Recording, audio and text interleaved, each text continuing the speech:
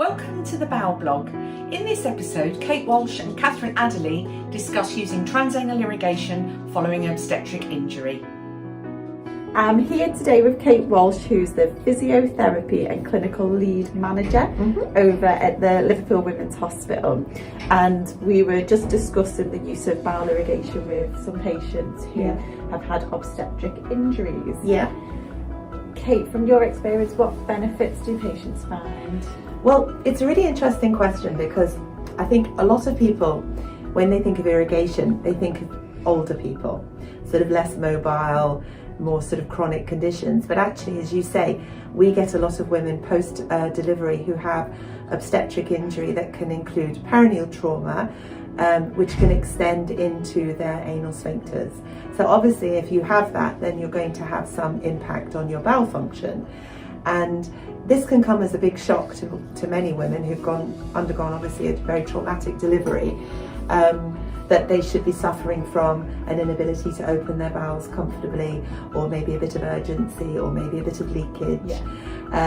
So if we can offer them, as well as all the sort of conservative management that we do, exercises, diet advice, lifestyle, maybe a bit of biofeedback and so on, if we can also offer them a way that they can manage their bowel function and empty more efficiently with less discomfort, then that's got to be a win-win. So you find that with those patients, they get a sort of incomplete emptying picture, and that means that they will go to the loo, they think they need to go open their bowels, they know they want to, perhaps they have a little bit of pain that's stopping them from the healing scars, and they don't want to strain because that might make the pain worse, or they might have developed a little bit of a rectal back wall prolapse, a rectocele, which again hinders their ability to evacuate.